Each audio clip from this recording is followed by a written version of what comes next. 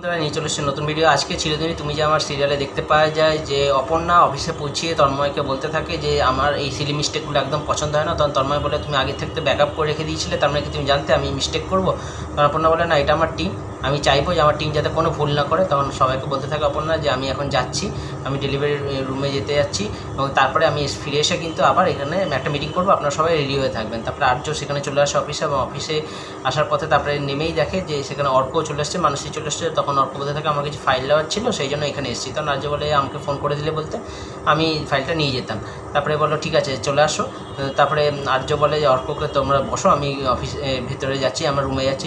ঢুকে আর্য অপর্ণাকে ফোন করতে থাকে বারবার, কিন্তু অপর্ণা কিন্তু ফোনটা ধরে বলতে থাকে যে আমার এখনই একটা মিটিং রয়েছে, তা আমি ব্যস্ত রয়েছি, পরে আপনার সঙ্গে কথা বলবো। আর্য মনে মনে ভাবতে থাকে যে হয়তো অপর্ণা আমার উপর রাগ করে রয়েছে, একবার ওর সঙ্গে দেখা করে কিন্তু এই ভুলটা ভাঙানো দরকার।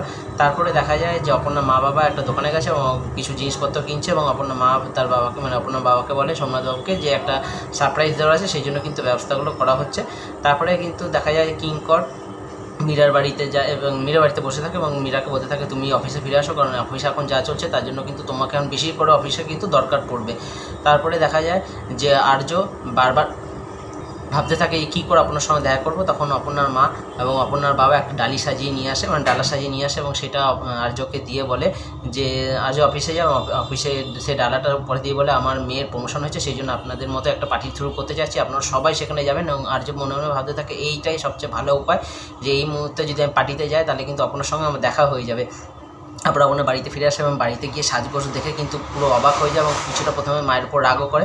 তারপরে আবার মায়ের সঙ্গে বুঝায় যে মা কিন্তু এটা তার ভালোর জন্য করেছে এবং তারপরে মায়ের সঙ্গে আবার তার রাগটা গলে জল হয়ে যায়।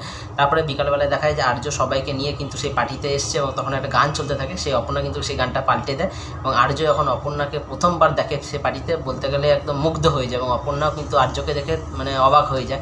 তারপরে কিন্তু আজকে এপিসোডটা এখানে শেষ হয়ে যায় বন্ধুরা। দেখা যাক নেক্সট এপিসোডে কী হয়। তো বন্ধুরা ভিডিওটা ভালো লাগলে লাইক করে দেবেন, চ্যানেলটাকে সাবস্ক্রাইব করে দেবেন, পাশে থাকবেন। নমস্কার।